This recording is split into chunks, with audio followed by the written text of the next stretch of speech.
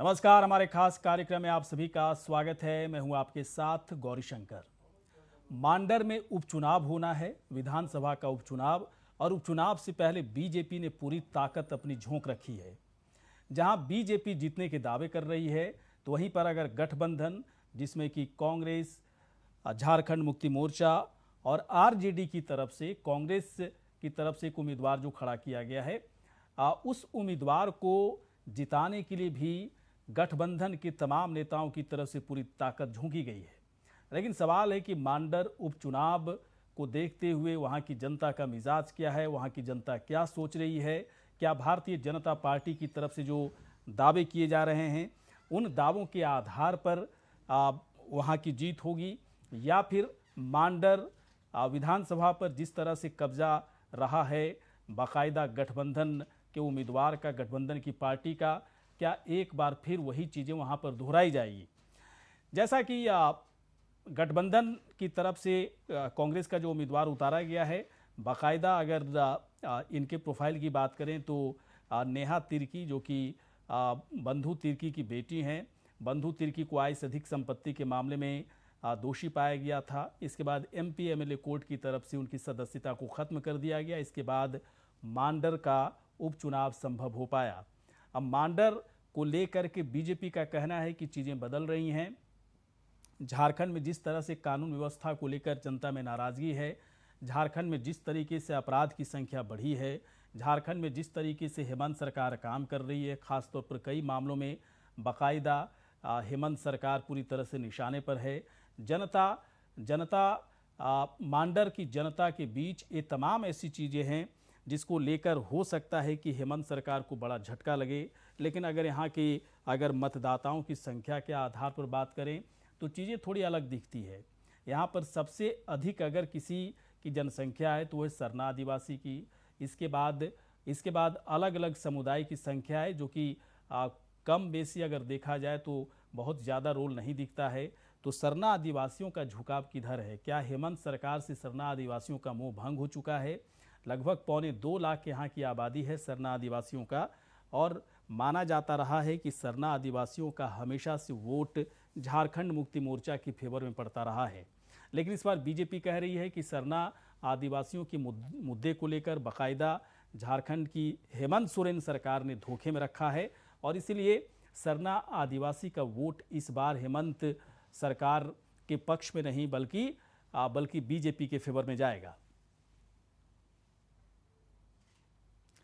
चलिए, इस पूरे मामले पर डिबेट, बड़ी बहस करेंगे, चर्चा करेंगे, लेकिन प्रतिक्रिया पहले सुनते हैं। 2.5 वर्षों में कांग्रेस पार्टी के विधायक ने बांडर विधानसभा अंतर्गत आने वाले किसी भी गांव, किसी भी टोला, किसी भी मोहल्ला में 2.5 कदम भी विकास के कार्य चल नहीं पाए। लोगों, युवाओं में काफी आक्रोश है कि जिस प्रकार से लोगों ने कहा था कि हम युवाओं को 1 वर्ष में 5 लाख युवाओं को रोजगार देने का काम करेंगे, हम बेरोजगारी भत्ता जो बीए किए उनको 5,000 और स्नातकोत्तर किए उनको 7,000 रुपये देने का काम करेंगे। और आज फादर डे के दिन एक पिता बंधु तिर्की अपनी बेटी को आपके हवाले कर रही है कि आज आपका सेवादार बन करके वो रहेगी। उसी मीटिंग में हमसे कहा, मैं आपको उनकी भावना शेयर करना चाहता हूँ, आपको बताना चाहता हूँ कि लड़की है, पढ़ी लिखी बहुत तेज जरूर होगी। अम्बा प्रसाद जो है वो बड़ी लड़ाकू विधायक है। 19 में डबल इंजन को सरकार को उखाड़ कर फेंकने का काम हम लोग और आज हम लोग सरकार का, और हम गरीबों का किस्मत भी हमें सरकार बना। बहुत खुशी हुई कि अब घर घर गांव गांव तक जा करके हम लोग काम करेंगे, हर एक गरीब के आंसू पोंछने का काम करेंगे, हर एक दुख को खत्म करने का काम करेंगे। और चलिए, इस वक्त कई मेहमान हमारे साथ जुड़ चुके हैं। कांग्रेस पार्टी के प्रवक्ता डॉक्टर तौशिक इस वक्त हमारे साथ जुड़ चुके हैं। डॉक्टर तौशिक जी, स्वागत है आपका। तौशिक जी, मांडर को लेकर क्या कॉन्फिडेंस लग रहा है आप लोग का? जिस तरह से चुनाव प्रचार हुआ है, कांग्रेस के प्रदेश अध्यक्ष, हमारे मंत्रीगण, विधायकगण, कांग्रेस के जितने भी वरिष्ठ नेता हैं, कार्यकर्ता हैं, सभी ने जाकर के मांडर के जितने भी गांव है, गांव के मोहल्ले और टोले में जाकर अपनी बातों को रखा है और समझाने की कोशिश किया है कि आपने तो 5 वर्ष के लिए चुन करके भेजा था बंधु तिर्की जी को, लेकिन 2.5 वर्ष के अंदर ही एक षड्यंत्र के तहत इन्हें इनकी सदस्यता को खत्म कर दी गई, महज छोटे से रकम के लिए। और भी बहुत सारी चीजें जो हो सकती हैं, कैंपेन में, प्रचार प्रसार में अपनी बातों को रखा गया है। तो और जिस तरह से जो वहाँ पे युवाओं का झुकाव शिल्पा नेहा तिर्की की तरफ देखने को मिला और 3 बड़ी सभाएं मुख्यमंत्री की भी हुई, उसमें जिस तरह से भीड़ उमड़ी, तो उससे ये अंदाजा लगा कि शायद वहाँ की जो जनता है उसने अपना मन बना लिया है कि ये नेहा शिल्पी तिर्की को ही अपना विधायक बनाएंगे। हमारे जितने भी वरिष्ठ नेता थे, मंत्री थे और हमारे अध्यक्ष खुद मोर्चा संभाले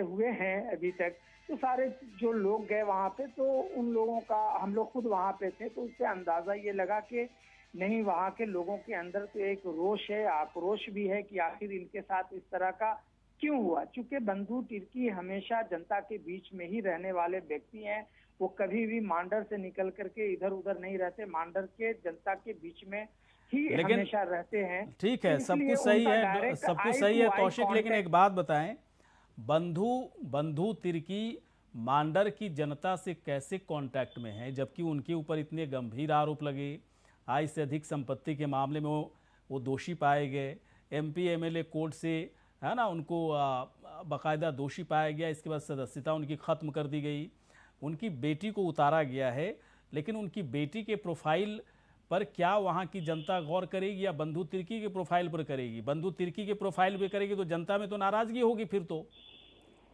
नहीं, देखिए, जिस तरह से बंधु तिर्की जी पे आय से अधिक है, ऐसे कई ऐसे नेता हैं जिनके ऊपर आय से अधिक है, लेकिन दोषी नहीं पाए गए ना। सवाल है कि दोषी नहीं पाए गए ना तौशिक जी। आ रहा हूँ, जिस तरह से इनके ऊपर है और इनके ऊपर जिस तरह चार्जेस लगाया गया था कि शायद गुड़गांव में, दिल्ली में, कलकत्ता में, बेंगलोर में इनके पास बहुत संपत्ति है, ये चार्जेस लगाया गया था। लेकिन सीबीआई के पूरे जांच पड़ताल के बाद महज 6.5 लाख रुपए पता नहीं कैसे इन लोगों ने निकाला। तो एमपी एमएलए कोर्ट ने क्यों दोषी पाया? एमपी एमएलए कोर्ट ने क्यों दोषी पाया? अगर संपत्ति मिली ही नहीं तो क्यों दोषी पाया? और इतना बड़ा दोषी पाया कि उनकी सदस्यता ही चली गई। मुझे इस बात पर, देखिए, मुझे इस बात पर थोड़ा सा आपका क्लैरिफिकेशन चाहिए था। लेकिन बंधु तिर्की, एक मिनट सुनिए भाई साहब, डॉक्टर तौशिक, बंधु तिर्की को आगे करके अगर वोट मांग रहे हैं तो मुझे लग रहा है कि बहुत बड़ी गलती हो सकती है आप लोगों की तरफ से। मैं आता हूं थोड़ी देर के बाद। बीजेपी के प्रवक्ता भी जुड़ चुके हैं इस वक्त हमारे साथ, अमित कुमार जी। अमित कुमार जी, स्वागत है आपका। धन्यवाद। अमित कुमार जी, एक बात बताएं, मांडर इस बार कह रहे हैं ना कि मांडर में बहुत बुरी हार होगी महागठबंधन, क्योंकि जो उम्मीदवार हैं वहां पर उनके पिता को किस तरह से दोषी पाया गया, उनकी सदस्यता खत्म की गई और यही इसीलिए नौबत आई कि वहां पर उपचुनाव हो रहे हैं। क्या इस बार वाकई में बंधु तिर्की को लेकर के वहां की जनता नाराज है और इस नाराजगी का फायदा बीजेपी को मिलना तय है, ऐसा आप लोग मान रहे हैं, या फिर आप लोग अंधेरे में हैं क्योंकि मांडर से आप लोग का चुनना लगभग मुश्किल भरा काम हो सकता है? देखिए, मैं जिस दिन से अधिसूचना जारी हुई, चुनाव में कैंडिडेट का घोषणा हुआ, उस दिन से लगातार बूथ स्तर से लेके और प्रदेश स्तर तक के कार्यकर्ता सब कोई अपनी अपनी जिम्मेवारी के साथ वहां पर लगे हुए। हाँ। मैं भी लगातार क्षेत्र में घूम के आ रहा हूँ और कौशिक जी घूमे हैं कि नहीं घूमे मुझे इसका अंदाज नहीं है, लेकिन मैं स्वयं एक एक गांव घूम के आ रहा हूँ, एक एक गांव में बैठक करके आ रहा हूँ। तो जो माहौल की पूरी संरचना है मांडर की, और जो माहौल है, और आपने जो बात कह रहा था कि बंधु तिर्की के चलते कहीं ज्यादा दिक्कत नहीं हो, तो वही स्थिति है। जो विकास का काम वहां होना चाहिए था वो पूरी तरह से ध्वस्त हो चुका है। मांडर में विकास का काम कहीं नहीं हुआ है, रोड नाली की स्थिति वही है। बंधु तिर्की के कार्यकाल में जो विकास होना चाहिए, मैं तो विकास की बात कर रहा हूँ। सजा उनको हुई नहीं हुई वो तो अलग विषय है, लेकिन जो जो ग्रामीणों में विकास चाहिए, जो उनकी उपज का लाभ नहीं मिल पाया, किसानों की स्थिति दयनीय है, प्रधानमंत्री आवास योजना की स्थिति दयनीय है, इसको लेके पूरी तरह से आक्रोश है। और हमारे प्रदेश अध्यक्ष, हमारे बड़े नेता बाबूलाल मरांडी हो, चाहे दीपक प्रकाश जी, बाबूलाल मरांडी हो, सबने आ रही आवाज आ रही है अमित जी, बोलते रहिए आप। सबने लगातार वहां पे दौरा किया है। नहीं, दौरा करने से क्या लगता है, वोट में चीजें बदल जाएगी क्या? दो मिनट में सर मैं कंप्लीट कर ले रहा हूँ। हाँ, लगातार एक जगह पर दौरा हुआ है, एक लोगों से संवाद स्थापित हुआ है। गंगोत्री कुजूर के पक्ष में वहां पर लहर है, और जब 23 तारीख को आने वाला रिजल्ट जब आपके सामने आएगा तो आप देखिएगा कि भारतीय जनता पार्टी प्रचंड बहुमत से जीतेगी।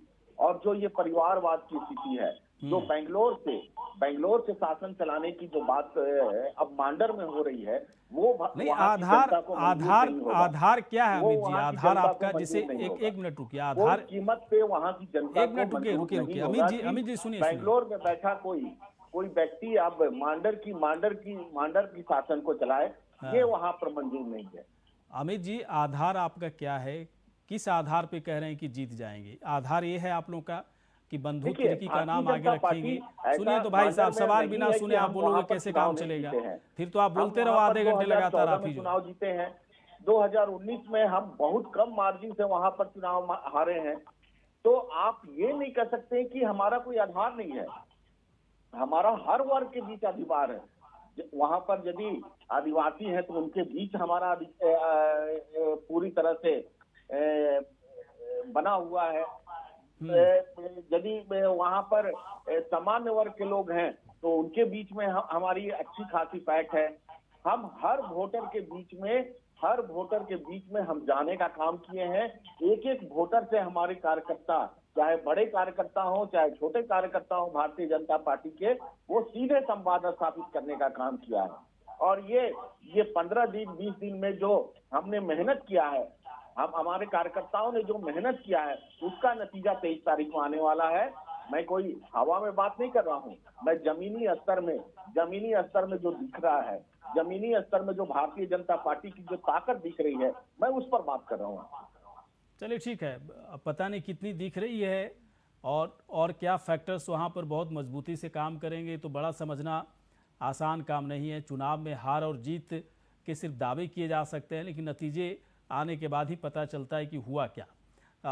तौशी के पास में आ रहा हूँ। तौशी के एक बात बताएं, क्या इस बार का चुनाव वाकई में कांग्रेस पार्टी के लिए एक बड़ी साख की तरह है? क्योंकि कई ऐसी सारी चीज़ें कांग्रेस पार्टी की तरफ से झारखंड के अंदर आई, उसे देखकर ऐसा लगा कि शायद महागठबंधन की सरकार में कांग्रेस पार्टी की तरफ से डिस्टर्बेंस ज़्यादा है। ये तमाम ऐसी चीज़ें हैं जिसके आधार पर लगा कि कांग्रेस पार्टी को वाकई में वहाँ से जीत कर दिखाना होगा। कांग्रेस पार्टी को अपनी मजबूती एक तरह से दिखाने की ज़रूरत पड़ेगी, और ये बहुत बेहतर कह सकते हैं कि एक मौका है मांडर से चुनाव जीत जाना। तो क्या लगता है, कांग्रेस की जीत होगी या झारखंड मुक्ति मोर्चा की जीत होगी? किसकी जीत होगी ये? देखिए, आपका बड़ा लंबा सवाल है और एक सवाल का जवाब दूंगा, और भाई भारतीय जनता पार्टी की तरफ से जो बोल रहे हैं उनका भी जवाब मैं दूंगा। देखिए, इससे पहले 3 बाई इलेक्शन हुए हैं। उन 3 बाई इलेक्शन में, उपचुनाव में, भारतीय जनता पार्टी जो हमेशा ये बात कहती रही है कि इस बार का चुनाव जीत जाएंगे तो यहाँ की सरकार गिर जाएगी और सरकार बना लेंगे, अबर मर्तबा अब उपचुनाव जीत जाएंगे तो बाबूलाल मरांडी एकदम सरकार बनवा देंगे, इस तरह की इन लोगों ने हवा बनाया और स्लोगन भी दिया और ये मैसेज आम था। तो 3 बाई इलेक्शन हुआ, तीनों बाई इलेक्शन में भारतीय जनता पार्टी को हार का सामना करना पड़ा। ये चौथा बाई इलेक्शन है। इस चौथे बाई इलेक्शन में बड़े दावे के साथ मैं कह सकता हूँ और जिम्मेदारी के साथ आपके सामने कह सकता हूँ कि ये पिछली दफा बंधु तिर्की 23,000 से ज्यादा वोट से जीते थे, नेहा शिल्पी तिर्की 35,000 वोटों से ज्यादा से जीतेंगी। ये दावे के साथ मैं कह सकता हूँ। उसका आधार भी मैं बताऊंगा कैसे वो जीतेंगी। एक चीज। दूसरी चीज, जो जिनको इन्होंने टिकट दिया, ये बोल रहे हैं कि 2014 में हम जीते थे। 2014 में जरूर आप जीते थे। 2014 के बाद उनको आप 2014 में चुनाव लड़ने के लिए आपने उनको सिलेक्ट किया था, और फिर और उसी में 5 सालों में वो विधायक रहते ही हुए आपने उनको रिजेक्ट कर दिया। आपने उनको, इसका ये मतलब कि निकम्मा घोषित आपने ही किया। और फिर किसको आपने अपनाया? तो धान साहब को। धान साहब चुनाव फिर हार गए। इस बार धान साहब भी बीजेपी से चुनाव हारे, तो उनको भी आपने रिजेक्ट किया। फिर आपने रिजेक्ट किए हुए को फिर आपने सेलेक्ट किया, और फिर अपने कैंडिडेट को किसको दे दिया? एआईएम को दे दिया। तो देखिए, बड़ा साफ है कि इस देश में जिस तरह से एआईएम और भारतीय जनता पार्टी का ये सांठगांठ है, वो इस बार खास तौर से मांडर के उपचुनाव में पर्दाफाश हो गया कि भारतीय जनता पार्टी अपना कैंडिडेट भी एआईएम को प्रोवाइड करती है और चुनाव भी लड़ती है। तो ये मांडर की जनता जान चुकी है, समझ चुकी है। रहा सवाल कि किनका वोट मिलेगा। वोट ऐसे नहीं मिलता है। आप जो है एक टूरिस्ट प्लेस मांडर नहीं है। ये बताइए कि भारतीय जनता पार्टी के जितने लीडर्स अभी 15 रोज में, केवल इन्होंने खुद बोला है कि 15 और 20 रोज हम लोग वहां पे दिन रात एक किया, लेकिन 15-20 रोज से पहले वहां पे भारतीय जनता पार्टी के लोग कितने गए, किनसे मिले, आई टू आई कांटेक्ट किससे है, डायरेक्ट जो है मेरे नेता जो वहाँ पे बंधु तिर्की हैं, वो मांडर के लोगों के दिल में बसते हैं। वो मांडर के लोगों के बीच में ही रहते हैं। इसलिए मैं दावा ये कर सकता हूँ कि इस बार 35,000 वोटों से 35,000 वोटों से जीतेंगे। ठीक है, तौशीफ जी थोड़ा रुकना चाहेंगे, आप रोकना चाहेंगे और बात करते हैं। तौशीफ जी आपको रोकना चाहेंगे क्या?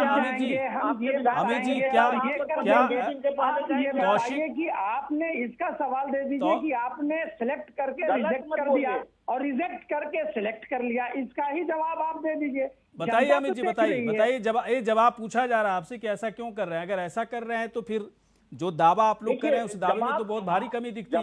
जवाब तो इन्हीं में छुपा हुआ है। हाँ, जो पार्टी परिवारवाद को बढ़ावा दे रही है, चाहे वो केंद्र में हो, चाहे केंद्र में हो, चाहे मांडर में हो। 2014 में सिलेक्ट किया और एमएलए रहते हुए भर में रिजेक्ट किया, और धान जी को आपने टिकट दिया, वो हार गए, इस को आपने एआईएम में भेज दिया। हमारा सवाल का जवाब आप दे दीजिए। इतने ही छोटा सा सवाल है, उदाहरण तो सबसे बड़ा छोटा सा सवाल है, इसका जवाब दे दीजिए ना। जो बच्ची बेंगलोर में शिफ्ट हो चुकी है, जिसको राजनीति से कोई लेना देना नहीं है, आप वैसी लड़की को लाकर मांडर की जनता के सामने पेश कर दिए। अब हमारा दिशा तय करेगी मांडर को विकास की ओर। दिक्कत क्या अमित जी दिक्कत क्या बेंगलोर में अगर कोई शिफ्ट कर जाएगा या फिर दिल्ली में शिफ्ट कर जाएगा तो क्या वो झारखंड में जाकर राजनीति नहीं कर सकता है क्या? अमित जी एक मिनट, तौशीफ जी थोड़ा सा रुकिए। तौशीफ जी रुकिए, मैं आपके सवाल का जवाब भी लेने की कोशिश करूंगा। तौशीफ और अमित कुमार जी दोनों थोड़ा सा रुक जाइए।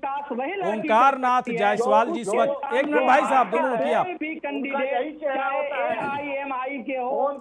भारतीय जनता पार्टी के हो, कोई अमित जी और तौशीफ जी दोनों थोड़ा सा रुकिए। इस वक्त झारखंड मुक्ति मोर्चा के नेता ओंकार नाथ जायसवाल जी जुड़ चुके हैं, फोन लाइन पर रहेंगे हमारे साथ। आपने मुझसे सवाल किया था। रुकिए भाई साहब, सवाल किया था लेकिन जवाब नहीं दिया आपने। मैं आता हूं, थोड़ी देर में आता हूं।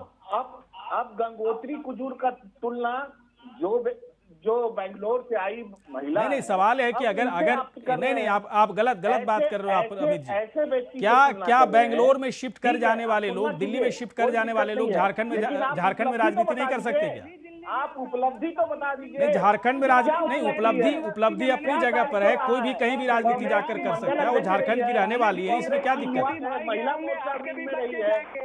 ओंकार नाथ जायसवाल जी इस वक्त जुड़े हुए हैं, झारखंड मूर्ति। एक मिनट अमित जी, आप तो बोलने नहीं देते हो भाई साहब, आप बोलने नहीं दे रहे हो अमित कुमार जी, तौसीफ जी, दोनों आप थोड़ा सा शांत होइए प्लीज। प्रदेश की उपाध्यक्षा है, हम उनके बल पर लड़ रहे हैं।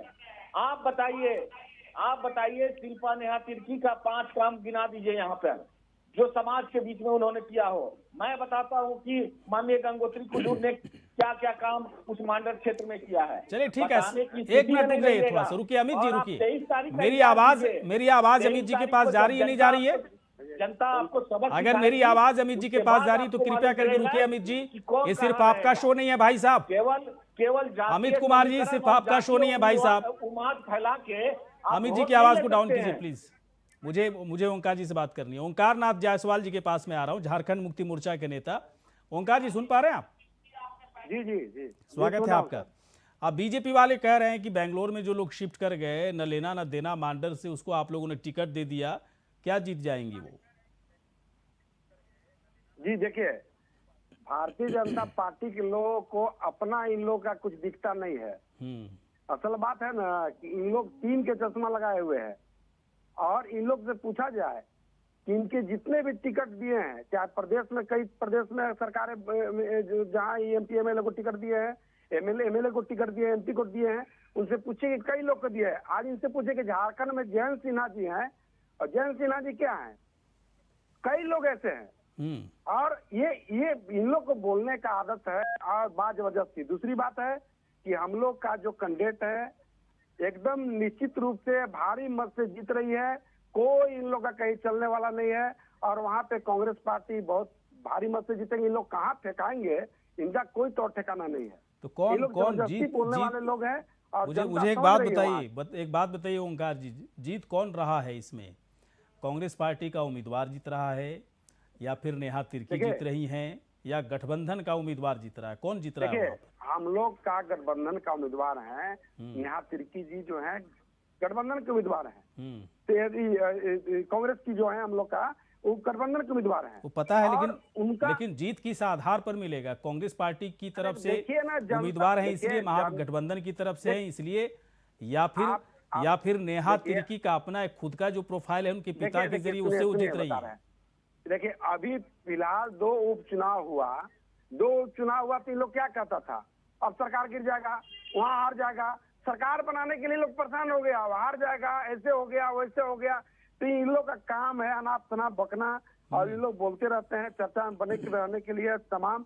अब इन लोग इसमें मुंह की खाएंगे, मुंह के भले गिरेंगे इन लोग। लेकिन सुनिए तो ओंकार जी कहा जाता है कि आदिवासी, खास तौर पर जो आदिवासी हैं, बहुत नाराज हैं आपकी सरकार से, और वहां पर वही जीतेगा जिनके फेवर में सबसे ज्यादा आदिवासी लोगों का वोट जाएगा। देखिए, ऐसा है ना कि ये तो कहने वाले लोग, इनसे पूछिए ना कि इनका सरकार रहा ना, क्या आदिवासियों के लिए कर दिया? कुछ किया? हम लोग से क्या है आदिवासी, दलित, पिछड़ा तमाम लोग जो है, हम लोग से क्यों ना खुश है? हम लोग उन लोग का काम किए, हम लोग थोड़े मुंह दोस्ती थोड़े काम किए हैं। हम लोग का कहीं कुछ नहीं है, सारा कुछ है, सब वर्ग का समर्थन प्राप्त है। और क्यों अमित कुमार जी, अपार मत से हम लोग ओंकार नाथ तो पहले ही ऐलान कर दिए कि जीत ही रहे हैं हम लोग, सब कुछ हम लोग के फेवर में है, आप लोग बस वैसी ही हवाई बातें कर रहे हैं। अमित जी, में 2 मिनट का समय दीजिए। मैं भी समय उतना नहीं रहता भाई साहब, 1 मिनट में बोलिए, फिर मैं तौसीफ जी से भी तो बात करूंगा। 1 मिनट में बोलिए भाई साहब। और ये बता दें कि 2.5 साल में इन्होंने आदिवासियों के लिए क्या किया। इन्होंने आदिवासियों का जमीन लूटा, इन्होंने आदिवासियों का जमीन को अपनी मुख्यमंत्री अपनी पत्नी के नाम पर धर्म कोड अपने आप में सरना धर्म कोड इतिहास लिखाया है। पर मॉल बना सरना धर्म कोड जो हम लोगों ने जो हम लोग की नोट सरना धर्म कोड पर जो काम किया, अपने आप में ऐतिहासिक चीज है। इनको पता नहीं है ये सब चीज ना, इनको पता ही नहीं है, अनाप शनाप इन लोग बोलते हैं। क्यों अमित जी, सुन पा रहे हैं आप?